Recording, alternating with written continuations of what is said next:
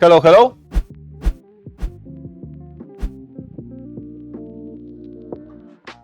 Hello, hello. This is Ignacy Portal Games, maybe slower. Hello, hello. This is Ignacy Trzewiczek, Portal Games. I'm designer of Robinson Crusoe, Imperial Settlers, a detective modern crime board game, and this is my daily vlog. I record 100 episodes for 100 days to help this channel to grow, to find interesting content for you, to get your attention. So I hope you will enjoy this episode, because in this episode I'm going to whine on the rules that I designed myself, and I hope it will be entertaining for you. So once again, welcome everybody. Thank you for joining me for my daily vlog. Thank you for that. Thank you for all the comments below yesterday's video. And hey, we just put first Martians in the title of the video, and immediately the views went super up. So clearly every single video in this vlog should have a first Martians in the title. We need to figure out this strategy. Back to today's topic. My today's topic was top 5 rules in my games that bothers me. Once again, to recap, I am the guy who designed Stronghold, I'm the guy who designed Pret-a-Porter and 51st State and Robinson Crusoe, and then Detective and many other games over the years. And there are some problems in my games that I see and that bother me. So I figured out maybe it will be interesting content for you to see what's there. The bad news for you.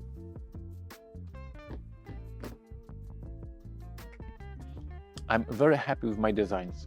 I think they are brilliant. When I design the game, I feel like everybody will love this game. And when I was looking at my shelf on my games, and Pret-a-Porter and Detective and Vienna Connection and Convoy and even Zombiaki, Attack on Moscow, and I was thinking which rule in these games is stupid. I didn't find many. I really like my games, and I think and I hope it is true for all the designers. We do believe in our design. We do believe in the thing that we are doing. We spend so much time tweaking, improving, changing, adding new stuff, removing some stuff, that this final product is the dream come true in many cases. And of course we need the perspective, we need some time to look at the design from the longer perspective, and then we will see some things that we may do better. That's why I'm quite famous in the industry. I'm quite famous in the industry for doing second editions of my games. There was a Stronghold, and then there was a Stronghold second edition. That was 51st State, and then there was 51st State Master Set.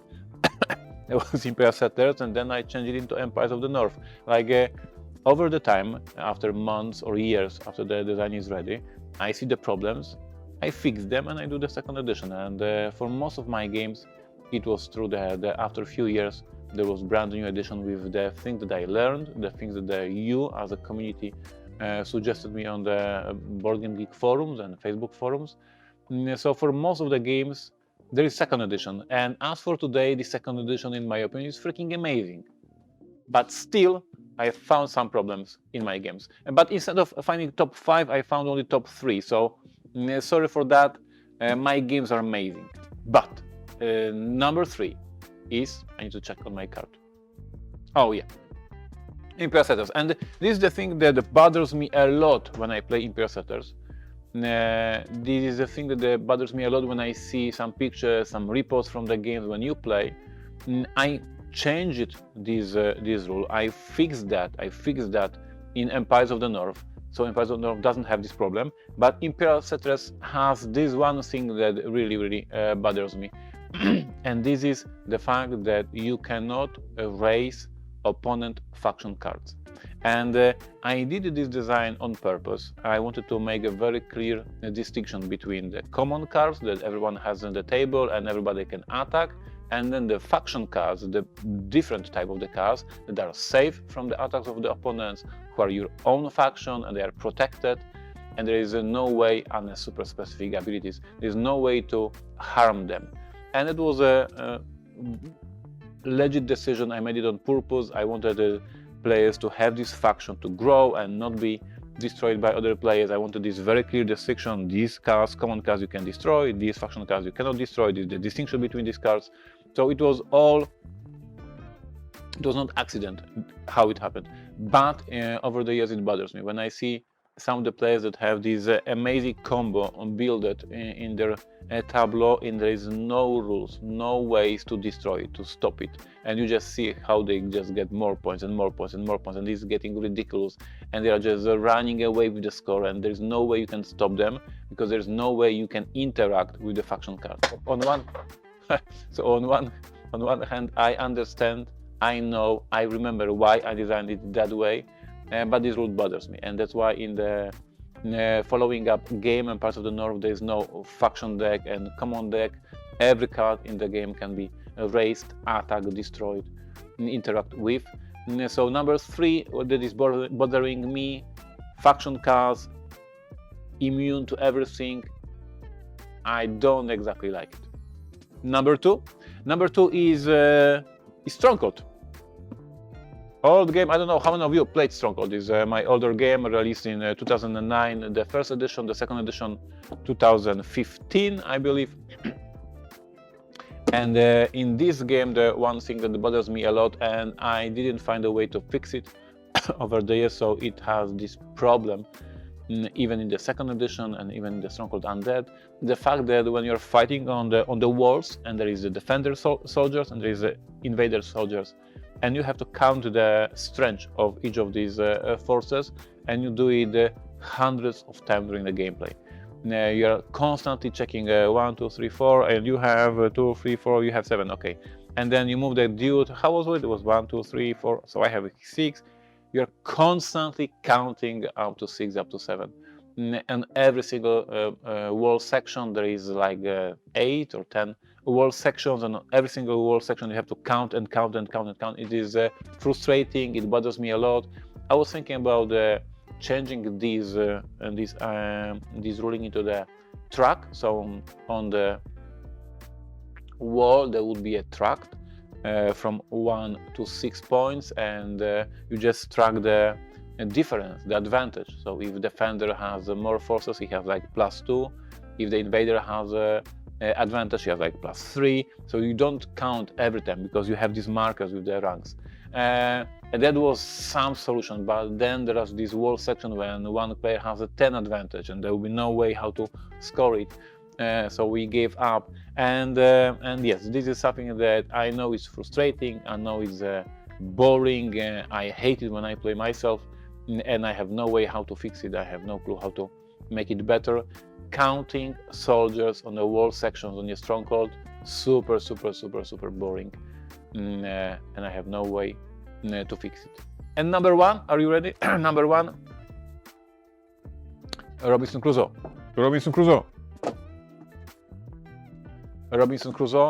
Moving shelter. Moving shelter in Robinson Crusoe is the most convoluted rule in the game, I believe, and I would love to get rid of this whole thing. And if you look at this from the thematic point of view, when you build a camp, when you build a hut, when you build a house, you don't freaking move it. The whole moving camp is like an insane idea. If you have these walls and you have this everything built that, you're not moving. Like Robinson Crusoe in the book, he didn't move with his camp.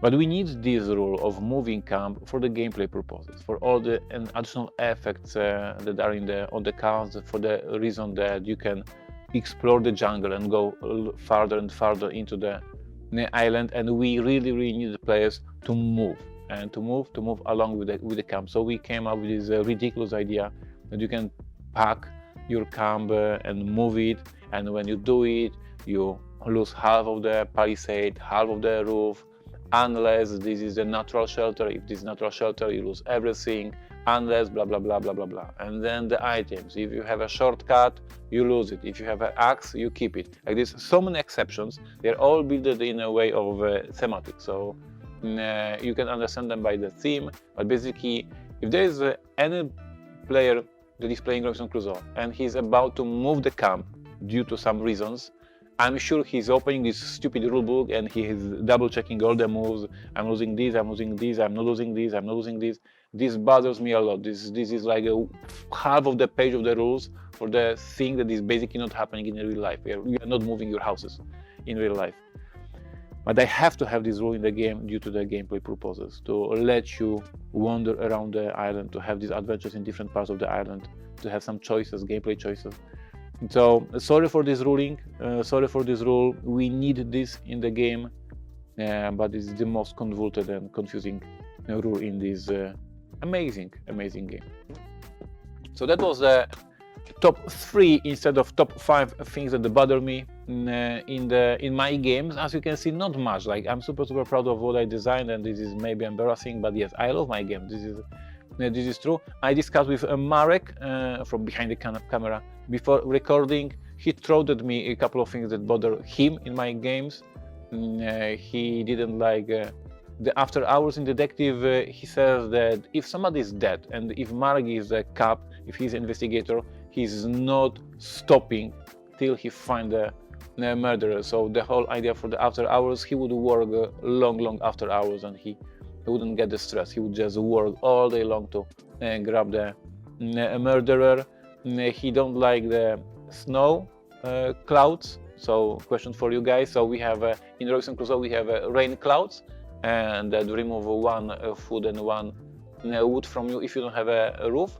But then we have this snow clouds that are more confusing, because first they remove one wood and then you compare with the roof, and then if you don't have a roof you remove one more wood and one more food, and this is confusing for the players who don't know the game well. This is not the rule that bothers me, but Marek is right that it may be confusing. Marek don't like the fact that the Japanese faction can be raised in Imperial Settlers, and this is true, that this is one basic ruling: faction cars are immune to attack. Hello, Japan. Unless you're playing Japanese faction. So this is exceptions, and you gamers, you're absolutely right, you hate exceptions. So once again, I know why I did it. I wanted this faction to be very original, very unique. But on the other hand, Marek is absolutely right. Why creating exceptions? Why making it all different? Why making players learn more rules? Why it is not so simple? Faction cards are not possible to raise. And then you have to read about raising faction cards, because there is a Japanese. So he is right. Now I asked also Greg, my production manager. He complained on Pret-a-Porter, but then he said, but you fixed that in 2nd edition, so you're fine. So this proves my concept that the 2nd editions have this fix. He thinks fixed, and then he started complaining. You will not believe. He started complaining on a Legacy Testament of Duke de Crecy, the game that we released in 2013, 9 years ago. And when he started complaining, I said, stop. I didn't design this game. Yeah, that's true. So I was developer. I helped a lot, but I was not the designer. So this game, Legacy, the Sound of Duke de Crecy, but the one of these rules bothered him so much that he remembered that after 9 years that I should change it.